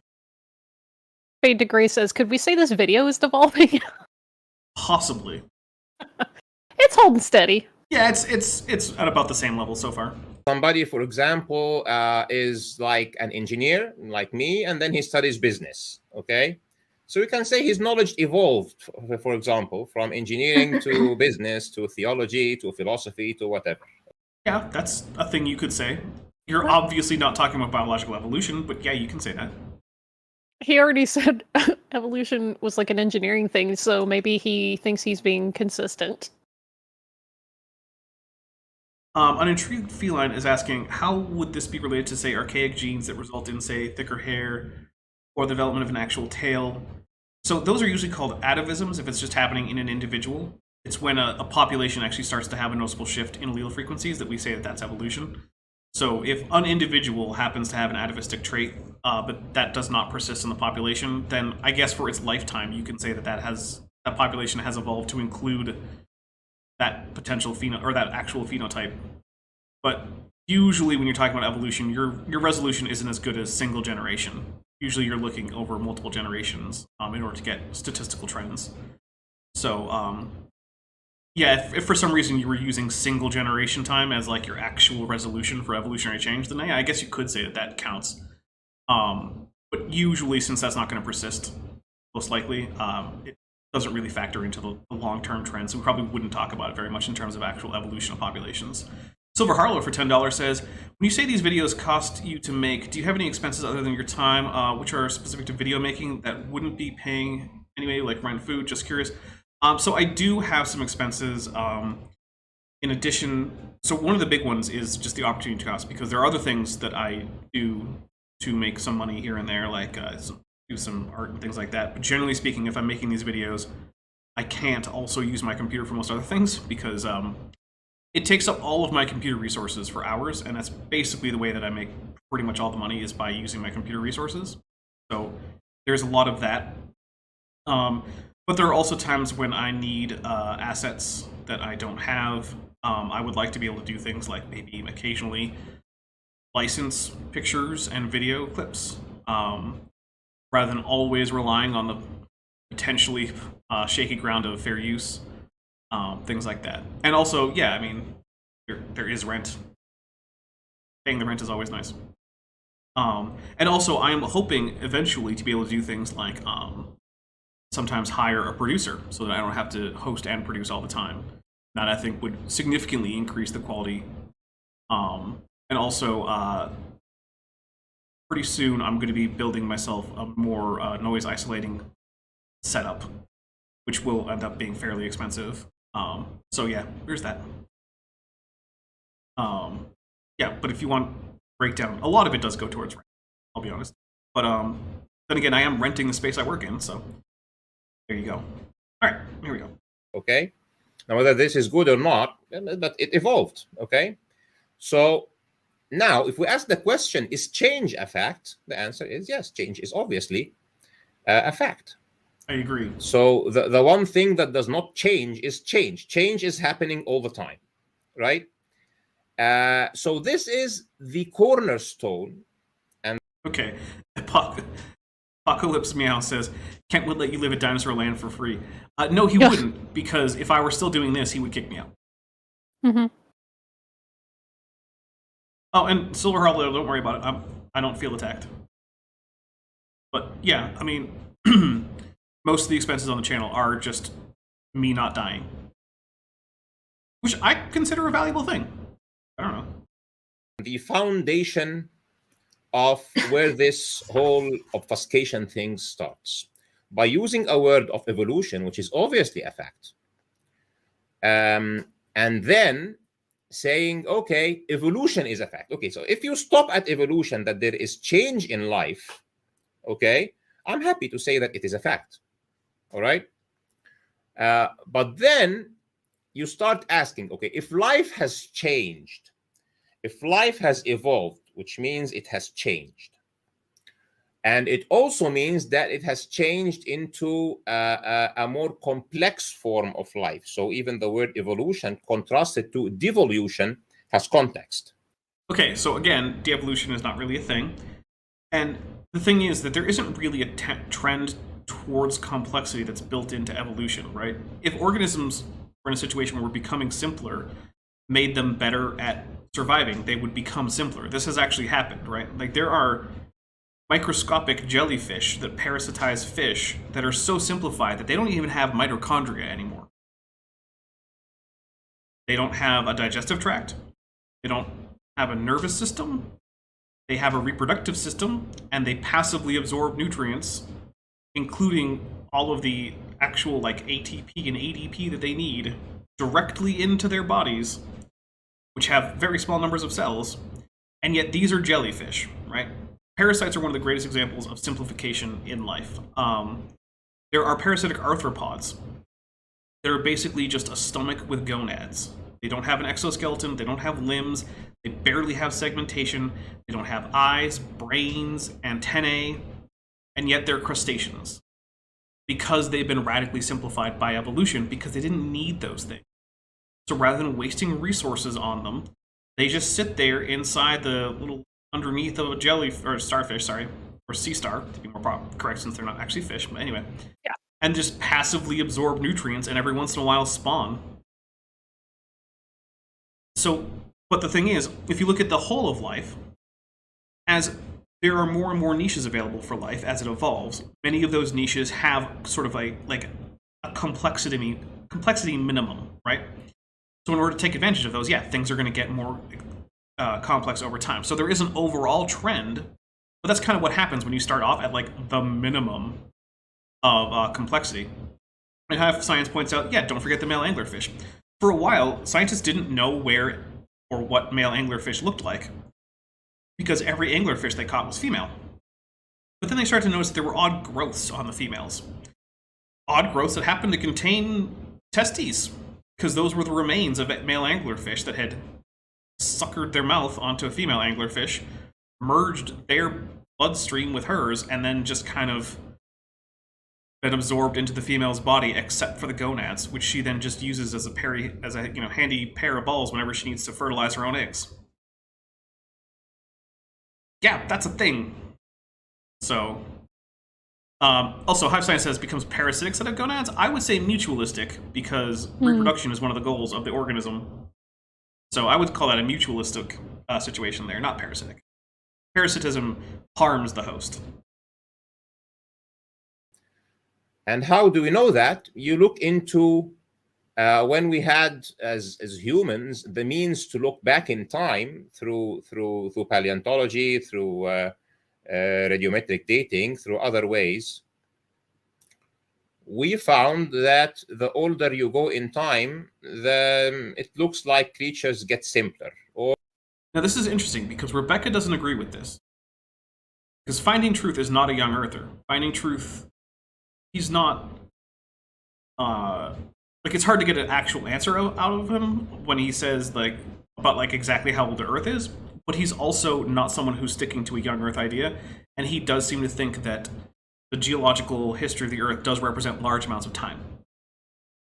So, this is I'm wondering what Rebecca's going to do with this. Or that there were creatures that are not now available anymore, and there looks like this process has continued for so many epochs, or for so many hundreds of thousands, and then millions, and then billions of years. The more we can look further into or farther into the past, we find that this process of change is a hallmark of how things have happened over the planet's lifetime. And then the question is, okay, we need an explanation. This becomes the question. So versus the fact that there has been change, okay? For example, the most recent change is that suddenly there are humans. So obviously, at a point of time... So Rebecca's not objecting at all, which I find odd because she doesn't think that humans are the most recent thing to happen in biology. She thinks that humans were made on day 6 with the other land animals, and therefore that basically humans are as ancient as any other lineage, give or take a day or so, right? So I'm wondering if she's at all going to object, because I know this isn't her position. And I know that she's having, Ahmed on as a guest, so she's probably going to be fairly polite. But it's just interesting to me that she's just kind of nodding along, even though I know, she's told me that this isn't her position. Not in reference to finding truth, but she's expressed what her position is about the age of the Earth and the history of life. So I know what it is. So I'm just curious to see whether or not she'll actually object. I kind of hope she does, because it would be nice to hear some back and forth on that. And also, I don't really like it when people just blandly agree with a guest that I know they disagree with, right? So I don't know. I'm hoping. There were no humans, and then there is humans. Okay, so this is a kind of change, all right? And then somebody will come and say, okay, we need an explanation, all right? And then the explanation starts by people putting hypotheses, our hypotheses in this case, and then trying to test those hypotheses against whether they're true or not by putting together experiments, trying to verify empirically. So that's actually a pretty good description of how the theory of evolution came about as an explanation for diversity of life and the fossil record. Because first we see, and this is just like the history of how science is going, right? So first, people like Carolus Linnaeus, and being the famous first one, right, notices that there are hierarchies in life, and that there are objective ways that you can nest life such that it falls into this hierarchy. And he didn't have a good idea as to why that was, right? Because you gotta remember, from a creationist standpoint, without actually, like, if you were just told about creationism and you didn't have any already existing knowledge about how organisms on Earth work, you actually wouldn't necessarily predict any particular kind of hierarchy. There might be something with the head of a tiger and the body of an egret and the feet of a meerkat. Like, why not, right? There's no reason God couldn't do that. You also wouldn't predict things like the biogeography. Like, why is it that before European colonization, basically the only placental predators in Australia were humans and dingoes, who themselves were fairly recent arrivals in terms of, evolutionary history. So why didn't Australia previously have its own version of, like, the wolf and the lion, made from completely unrelated animals that are very little like actual wolves and lions, but are sort of shaped like them and have the same niche? Or why is it that giant birds are doing the same job as deer in New Zealand, whereas in, say, Eurasia and North America, deer are doing that job? There's not a great way to explain it in terms of Linnaeus. Then also, before Darwin again, we start getting the fossil record being systematically analyzed. Instead of just saying, hey, we found a weird bone, maybe it's a giant scrotum. People with actual anatomical expertise, and yes, that was a real thing that happened. Into scrotum humanum, it's a thing. Someone thought a dinosaur bone was a human scrotum. Of a giant, but still. Anyway, instead of just doing that, people are actually taking a look at comparative anatomy and saying, hey, look, there are organisms in the fossil record which are very unlike organisms that we find today. Because we should have seen these by now, given how much the world has been explored and how big and impressive some of these creatures are. So then, we have numerous ideas about evolution, like Lamarckian evolution, Darwinian evolution, and things like this, and even things like orthogenesis, all being proposed to explain this. Now, of those explanations, there were various predictions. So, for instance, a Lamarckian evolution predicts that if you modify intentionally an animal's physical form as in its adult, then its young should be born with at least minor forms of this modification. So you breed mice for a long time and dock their tails before they breed. And they just keep doing that over generations. Do the baby mice get born with shorter and shorter tails? No, they don't. Nope. So then, as we do more tests like this, it turns out that orthogenesis falls out, Lamarckian evolution falls out, and Darwinism doesn't get disproved. However, it gets added to because there are other mechanisms beyond just essentially mutation and natural selection. So it is itself enriched by new ideas, but it's still around. There are still Darwinian mechanisms of evolution operating. So yeah, Ahmed is right that this is how you do it. It's just that what fell out of this process isn't what he wanted to.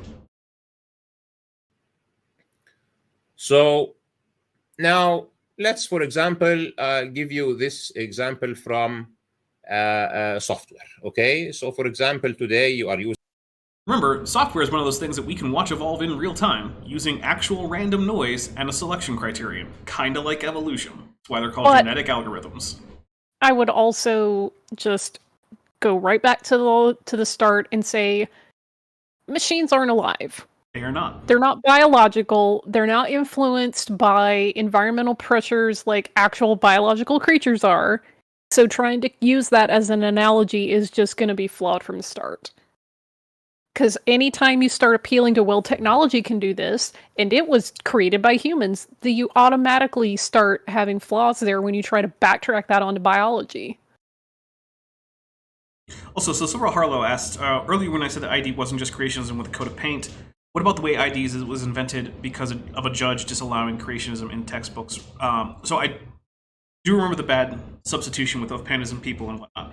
So let me try to explain how I see the ID movement and why it is and isn't different from young Earth creationists. First, a lot of ID proponents are just young Earth creationists, right? But they tend to keep that on the down low. Mm-hmm. Very low key with their ideas about the age of the Earth.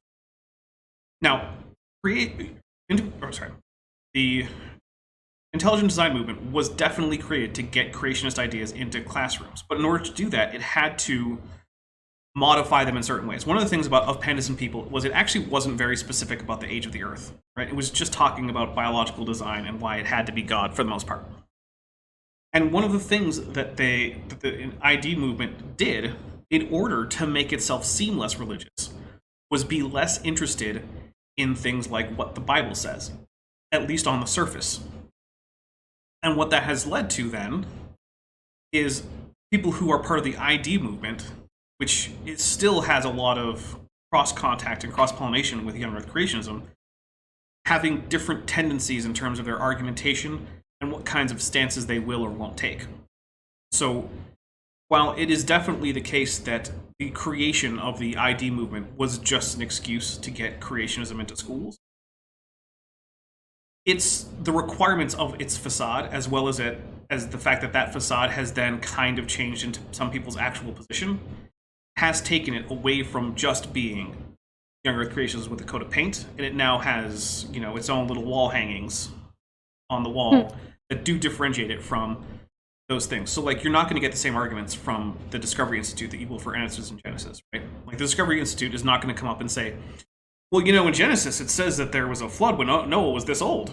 They're not going to do that. They're not even going to argue for the flood, really. So there are differences in that aspect. But amongst their positive claims, they are basically identical. Every claim an IDer makes is one that you can find a young Earth creationist making. Or at least every claim that is at odds with science is one you can probably also find a young Earth creationist saying. Because there are also IDers who will say things like, yeah, I'm fine with chimp-human common ancestry. That's fine. Oh my god. Okay. John Smith, C-design proponent says. Yeah, well, that was the thing that showed that ID is itself a religious movement that is connected to young Earth creationism.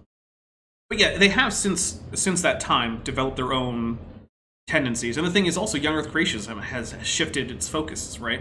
You far less frequently hear about things like the solar system proves a young Earth because of Saturn's rings. Kent will still say it. But most of them have abandoned that because they know it's not a very convincing or very good argument. So yeah, as the two organizations, or two kinds of organizations, have persisted, they have kind of split apart a bit. And so now they are distinguishable in more ways than just rhetorical style. Wait, are you telling me that two populations that had a shared ancestry that are now separated by various circumstances have started to develop in different ways. Yes, I am telling you that. How about that? Weird, right? Yeah. All right. Using maybe Windows So, 10. I mean, you could say they're evolving. You could say that. That's true. Yeah. Oh, and it's John Smith saying the same thing in the comment in the chat. Nice. Jinx. Good job, John. or something. And prior to that, there was another version of Windows. Prior to that, there was another version of Windows until you go like 25 years ago or something. There was this Windows 3.1. Prior to that, there was almost DOS, which was like, command prompt kind of stuff. Yep. I mean, that is roughly how it worked. Now, can anyone see why maybe Windows might not be very analogous to to biological creatures? Windows isn't alive. Windows isn't alive, and it doesn't even have the commonality that some computer programs do of self-replication with changes. Yeah. Like, Windows doesn't go around copying itself from computer to computer. Like, you didn't get Windows on your computer because your neighbor had Windows, and your neighbor's Windows computer got really, really randy one day and just kind of plopped out your Windows computer. That's not how it works. When a mommy and a daddy computer love each other very much. Right? That's not the thing. However, do notice that he isn't picking software where this is actually what happens. Where you actually do have software that internally reproduces and can have changes, which does happen in things like computer viruses. Computer viruses do copy themselves, and sometimes there are mistakes. And computer viruses have been known to evolve. So, and also there are programs that are intentionally designed to use evolutionary mechanisms to produce better programs, like we talked about with genetic algorithms. So it's interesting that Finding Truth is specifically avoiding the instances where computer programs actually are analogous to life, even though they're still not alive. And instead he's going to specifically the kinds of programs that tend not to be made via genetic algorithms. Yeah. Weird. And the thing is, like, John Smith, again, says if you change a byte, you get a broken program. If you change a gene, you get a different protein, which probably still works like the other one. Mm-hmm. Yeah, actually, it's an interesting thing. Is this is a common ID thing, is the idea that there are just vanishingly small numbers of potentially functional sequences for DNA, such that basically any given function can only really be accomplished by a single amino acid sequence giving you a particular gene. But that's just not true, and you can find that by looking for how many variations in the amino acid sequence there are in any given protein in any given species. I did it for hemoglobin in my Stephen Meyer takedown, and there were over like 1,000 different versions of human hemoglobin. So apparently there's not just one possible string, but yeah, we'll keep going. So there is obvious evolution in operating systems, all right? Which is congruent to evolution in the hardware that runs those operating systems. Now, if we all die and aliens come to the planet, let's assume that there are aliens, okay, or our civilization terminates at a point and then some other people discover it. Okay. And then that second part seems more likely since there's historical precedent for that happening. But sure, either way. And they have the means of running our computers, and they find a computer from the 80s, a computer from the 90s, a computer from the 2000s, and a computer from 2010 to 2020, and a computer from 2022, and they notice that those computers have different operating systems on them. Mm-hmm. All right? Well, I also would like to see the aliens power those computers up, first of all. Look, the alien engineer, archaeological engineers or whatever, practical archaeologists, whatever you want to call them, are very skilled and sophisticated. I mean, they got all the way here, so... I want to see them get it to post, that's all. I mean, look, it's pretty unlikely, but, I'm gonna go with the hypothetical for now. Okay, we'll grant it. They're just really very capable aliens. Okay. And then one of them is a brilliant computer scientist. So he says, guess what? Maybe those humans who lived in the 20th and 21st century, they just wrote the first operating system. And then because their computers were so imperfect, okay, those computers were accumulating glitches all the time in its memory and on the hard disks. and some of those sectors were bad sectors. But guess what? The bad sectors can even be read and copied. And guess what? Those changes, as people liked the changes, they started maintaining the new versions of the operating system that are coming through those mutations or accumulation of bugs.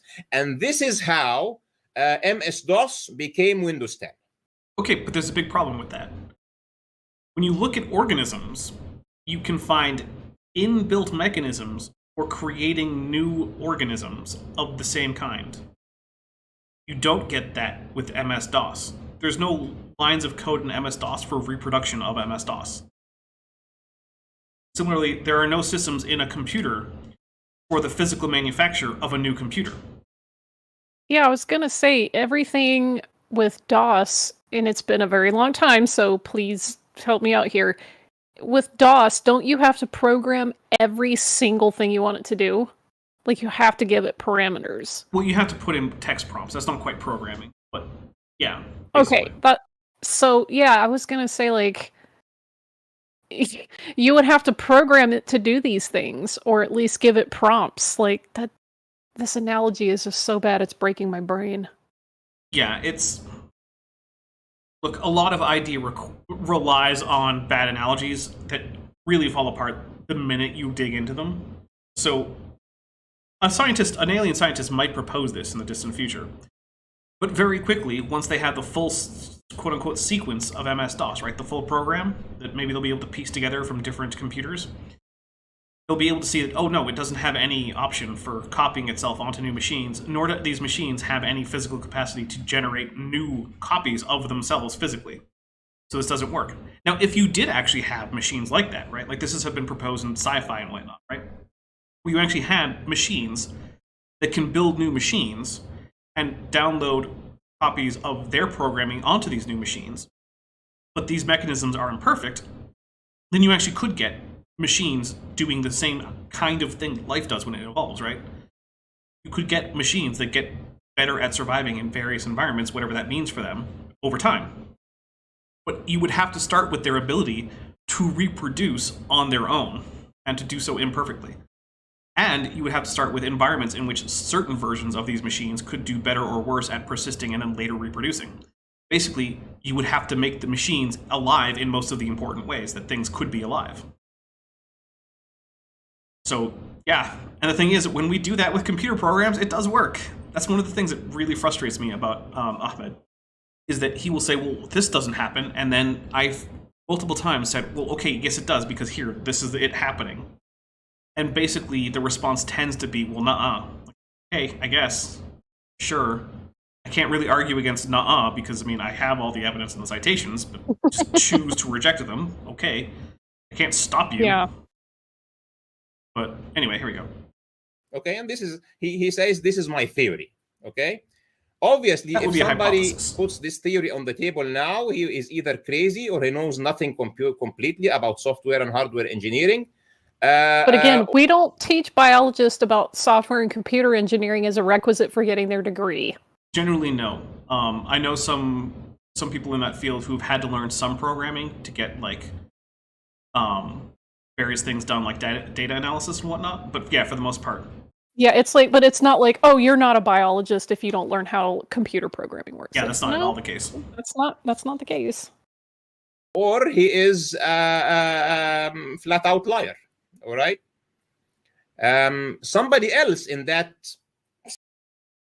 I will agree that someone who proposes something completely insane without any evident knowledge of the subject that they're talking about is either a flat out liar or just doesn't know what the first This is thing. a great screenshot, by the way. It is. But here's the thing. The person who that most accurately describes right now in this particular conversation is in fact Ahmed. That's the thing. Ahmed's the one who is either an outright liar, which I don't actually think, or someone who just does not know the first thing about biology, which based on other things he said, that's where I'm going with. This is a man who thinks that behavior, or instinctual behavior in animals is actually not part of their genome. It's actually God directly telling animals what to do, despite the fact that there have been experiments into the genetic basis of instinctual behavior that have come back with strong confirmation that instincts are in fact genetic, and you can use changes in the genome to affect changes in that instinctual behavior. But nope, it's still just God telling them exactly what to do. It's just, I guess, that God pays attention to the lineage of the animals that he's telling directly what to do, such that it mimics genetic mechanism. I'm thinking of that meme that's like, projection!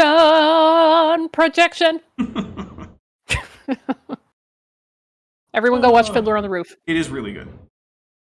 Similar epoch can say that, well, it seems that those humans were smart and that their needs changed. And obviously, we see that the hardware running those operating systems also changed in congruence with the development of those operating systems. And hence, as they re-engineered new hardware, they also had the same ingenuity to engineer operating systems that can exploit the features of this hardware to have graphical interfaces, to have more processing power. Like, listen, man, I get it, but stop talking about computers. If you want to disprove evolution, you're not going to do it by talking about computer software. See, the problem is that that's what he does for a living. That's his thing. He's a computer engineer.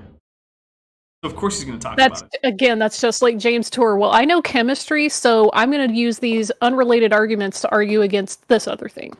Also, okay. Maya Atkinson says that's the dumbest thing I've ever heard in reference to the instinct and God thing. Yeah, it's when I first heard that, I was with Jackson Wheat, and we were both just like, "Excuse me." And he's gone on about that for a lot. Like, he thinks this is a complete win for him.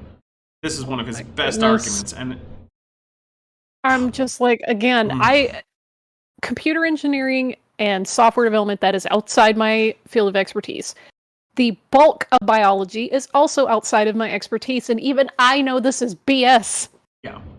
Like, you cannot argue against biological evolution and, like, endogenous retroviruses and natural selection by talking about computer programs and MS-DOS. No. Especially when computer programs actually provide analogous systems to evolution that actually supports the idea. And you just have to cherry pick around those particular examples of software in order to make it sound like software doesn't actually support the idea. I can't. Yeah, the NP says he also assumed that Dr. Dan and I believed in genetic entropy, which is silly. Neither of us do. Genetic entropy is not a real thing. Yeah, I was going to say that's not a real thing. It's a real thing in the sense that, like, Darth Vader's a real thing, in that, like, that's a thing you can point to. It's an idea that people have, and people can draw him and make stories about him. It's an imaginary thing, but one that, exists in the zeitgeist of a particular group of people. Oh, that's one of them fancy words. Right. But yeah, genetic entropy is an idea that some people have, but it's not a real thing in the physical world. Just like there's no real Darth Vader that you could go and put in a car and drive it off a cliff. I don't know why. Who's that guy I saw at the Star Wars thing at Disney? That turns out to have been a man in a costume. Oh my goodness, my life is a lie! Which is also what you were seeing in the movie. It was a tall Scottish man who did not know that he wasn't going to be the voice until the premiere of the first Star Wars movie. Imagine getting done that dirty. Yeah. Whoops. Sorry, Mr. Proud. Multi-threading, to have all this different stuff. They invented this thing called the internet, and now with the internet, their operating systems started having features to connect them to the internet, to have browsers, to have this and that, okay? And then this becomes another hypothesis. Okay. And then somehow the guys who are vouching for programs that self-copy, and while copying themselves, they are copying the errors, and then the errors accumulating to deliver features, and that open market. Sorry. He's describing endogenous retroviruses. Kind of, yeah. So here's something that there's a website that I'm going to see if I can't find it again. Squirtle.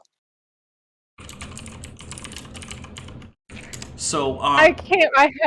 Oh my god, I can't. I'm gonna go cackle into my kitchen window for a second. I'll be right back. Okay. So I'm going to see if I can't find a website. I think it's the Life Engine. All right. So yeah, the lifeengine.net. So the lifeengine.net runs a simulation of evolution using simple, very simplified algorithms and populations, right? So when you have a spare minute, go take a look at that. And one of the things that you will notice as you watch the simulation progress is that the morphology of the little creatures in it will change, and new types of organisms will come to dominate the environment, both producers and consumers, and predators, right? So just watch it happen. It's handy to set up different kinds of experiments, but like, you can watch computer programs evolve to be better at surviving and reproducing in their environment. Now, it usually ends with a mass extinction of all life, but that's going to probably happen in this universe anyway, unless it doesn't work the way we think it do. Right, the way we think it does. There you go. All right, here we go. Will accept the versions of the operating system or the new software that has bugs giving better features, and hence the ones that have bugs that makes them not work are set aside by natural by market forces, natural selection, or human selection in this case. Actually, if you consider the people at the company making Microsoft DOS as the population that's producing different operating systems, and you consider that to be their behavior, and that their behavior is the thing that's being modified by market forces in this case, which are selection pressure, you actually can make a not terrible analogy to evolution that then says that, yeah, actually there are some aspects of Microsoft Windows that actually do kind of mimic evolution. Now, it's not a very good analogy, but at least it's one that kind of works. Much unlike this one from Ahmed, where it just doesn't work at all, because there is no kind of reproductive mechanism in Windows. So it doesn't just accumulate bugs. That's the thing. When does Windows accumulate bugs? When a new version of Windows ships, right, it has built-in bugs. And if a new bug is introduced, it's not because of Windows copying itself. It's because of another update introducing a new bug unintentionally. But that's not Windows reproducing. That's Windows having a top-down change applied to all instances across the board, unless you're opting out of updates. It's a fundamentally different process. Evolution doesn't have a top-down distributor of new traits. It's a bottom-up process. Some individual has a mutation. That individual manages to reproduce, and that mutation makes creatures with that resulting trait more likely to reproduce in the future, or to reproduce more successfully in the future. Therefore, that trait tends to spread. Sorry about that. Tends to spread. That's nothing like a software update, or like a new version of Windows going out. It's nothing like it. And then guess what? Software just kept developing from the very first primitive software until you have Windows 10 and until you have, video games and until you have all of this. All of this came from a very simple, stupid program that started at the beginning that said hello world, or that was a very primitive version of MS-DOS or whatever kind of concept like this. So now, if you look to this parable, when you're in a discussion, and let's assume those guys are sitting in the future and they're having a debate, okay? So one of the advocates of the, let's call it autonomous evolution of software, okay, which I'm obviously liking to Darwinian thinking. For literally no good reason, but for a bunch of bad reasons. Okay. He would say, this is my hypothesis, you cannot prove me wrong. And the other... Yeah, that's easy, right? If you get a full copy of any of these operating systems that you can actually spell out, and you can interpret how the code is compiled and how the machine reads it, which are all hypothetically possible. I mean, these are apparently aliens who can get ancient computers that are probably very degraded to actually post and boot up. Then, yeah, they could very easily demonstrate that this isn't how it worked, because they can show that these programs can't reproduce in a way that allows for evolution. Right? It's like, look, to have a biological system that worked this way, right? You could look at, say, bananas, right? Bananas don't reproduce in the normal sense. Every new banana plant is taken from a cutting by a human, plants that cutting in the ground so it grows into a new banana tree. Bananas left to their own devices would go extinct. And there's no more breeding of bananas in terms of like the Cavendish banana that you're buying at the store, right? This particular cultivar of banana can't breed. It has no way forward biologically in terms of evolution.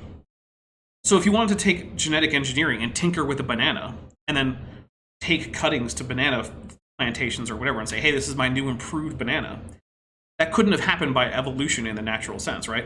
That had to be some kind of intelligent agent doing that, because fundamentally, bananas can't reproduce the way that organisms normally do. They're all clones, and they're clones that don't naturally make more of themselves. You have to physically take the cutting and plant it in the ground yourself. That's a thing a human has to do. That's how things like Microsoft Windows works. Humans have to come along and make intentional changes to this program. Just like if a human wanted to change the Cavendish banana, they would actually have to sit there and do it. And yeah, Fade to Grace says, this conversation is giving me the Talos Principle vibes. Yeah, I can see that. So yeah, you can find biological systems that are analogous to these computer programs. The banana is one of them. Specifically the Cavendish banana. There are wild bananas that aren't like this, but the Cavendish banana is an example of something that acts like this computer program. And it doesn't evolve. That's the thing, right? That's why the Cavendish banana is currently threatened with extinction, because there are diseases that it does not have much resistance to that can wipe out entire plantations worth of bananas. And if it spreads to the next plantation, there's virtually nothing the farmers can do. That's why the Marie Gros banana is now essentially extinct, because that happened. There was a fungal blight that infected the entire world's banana crop of that cultivar, and now it's gone. So yeah, if you want to make a biological analogy to Windows, sure, but it's not going to just be life in general. It's going to be specific, weird, artificial things that humans have created themselves intentionally, which don't evolve. And Silver Parlor for $5 says, but have you considered? Nuh-uh. You know, that is a good point. I have not considered nuh-uh. At least not since last time Vishanti said it. Yeah. All right, here we go. Guy tells him, you are just speaking nonsense, because we do software today, and we know that accumulation of glitches in software causes it not to work. Oh, okay, so hold on. In his hypothetical, the defeater isn't just we have the program and it doesn't reproduce. The defeater is we aliens right now don't write software this way. But I actually find that far-fetched, because humans right now write software that way. Not operating systems, but other kinds of software are written that way. Game AIs are often done via genetic algorithm. In fact, even engineering of vehicles and things sometimes uses genetic algorithms to help out. So you'll do things like you'll be designing a new airplane, and then rather than actually just coming up with all of the various shapes of, you know, the fuselage and the wings and whatnot and control surfaces, you'll run a basic design through a genetic algorithm and see which one has the best stability or best maneuverability or whatever it is you're trying to optimize, right? You can design a plane by evolution. Not every aspect is going to be designed by evolution, right? There are going to be things where humans come in and, you know, say where certain things are going to go. Silver Harlow says the super chat was 90% just an excuse to send support. Hey, I appreciate it. I really do. So yeah, that's the thing, is I could set up an equally valid analogy where the two alien scientists are having the exact same argument, and the other one simply says, but look, we produce our programming through genetic algorithms. We don't even understand how our programs work, for the most part. But because we can use random changes with selection criteria, we can get software that can do all sorts of amazing things, like pilot us across the galaxy. It's just as valid a hypothetical. There's no reason to prefer his hypothetical over mine. It's kind of why this hypothetical doesn't really work, because he's made an assumption that they don't use genetic algorithms primarily for their programming, but there's no reason to make that statement, because both methods produce results. So it's already a bad analogy, and then he just made it worse by just assuming that his hypothetical aliens just happen to not use genetic algorithms in programming, even though modern humans do, just not for the specific programs he's talking about. So, all right, we're almost, actually, you know what, we're gonna wrap it up. We're at 58 minutes past. It's time to wrap it up. I can only take so much more. Amazingly bad analogies for biology. Ahmed, look, if you listen to this, which there's a chance you might, no hard feeling, man. I still like you. I still think you're a cool dude. Still very willing to have you back on the show. So, hope you're doing well. Rebecca, I don't know if Rebecca's going to see this. She's taken a bit of a break from YouTube, and I think to a large extent the internet in general. Still, you're one of the top tier creationists in terms of just being a cool person in my book still. So, and also Rebecca's been far nicer to me than she has any need to be. So I can't say too many bad things about Rebecca. I've had her just check up on me randomly to say like, "Hey, how you doing? I was hadn't heard from you in a while and wanted to make sure everything's okay." And sometimes things aren't okay. I had little chats about that. So no hard feelings on either of these two. I still think they're both pretty stand-up people on an individual, personal basis. But yes, this has been extremely silly. Yeah. So let's take a look. Vishanti, do you have anything to announce? Nope. Okay. Well, Tuesday the 25th should be Jackson with Jackson. I already have it scheduled. I have confirmed with Jackson earlier this week that he should be good. I will be double-checking later on this weekend that he will be good. If for some reason he's not, then chances are it'll be a Kent with Bent, and if it can't be that, it'll just be the sequel to this, I guess. On the 27th, Natural Selection Rebunked with Randy Galuza, episode 2, will be out. And then on the 29th, I have no idea. But I do know that Tuesday the 1st should be a Kent with Bent, and then Thursday the 3rd should be episode 3 of, that's the final episode of Natural Selection Rebunked. So, thank you very much, everyone, for coming, watching. Thank you for super chatting. Thank you for joining the channel. All those things. And here's the end credits. Thanks for watching, but before you go, I just want to say a special thank you to my channel members and my patrons, especially those pledging $20 or above. Bob Knob, Work in Progress, Benthoven, Cynically Skeptic, Denny5252, Ian Chen, Landon Knoll, Mabdy Babdy, McSpooks, Sphincter of Doom, The Venerable Bede, and Patrick Dennis. As you probably know, YouTube is a very volatile platform, and from month to month my income on the channel can swing wildly. But the people you see on screen are directly supporting so that I don't have to worry too much about that, and the channel can keep going as it is, and perhaps even improving. If you'd like to join this team, there are links below to join the channel or in the description to join the Patreon. The Patreon starts as low as $1 a month, and the channel memberships start as low as $1.99 a month. On Patreon, you can even get a discount for pledging annually. If you do decide to pledge, you'll get access to an exclusive Discord server just for channel supporters, as well as early access to all of my pre-recorded videos, often up to 2 months in advance. Higher tiers will unlock even better perks. Now, if an annual or monthly pledge isn't right for you, but you still want to support the channel, there is a merch store down in the description, as well as an Amazon wishlist, just for me. And if financial support isn't something you can or want to do, then if you still want to help out the channel, please just like and share these videos and make sure you comment on them. It really helps the channel out.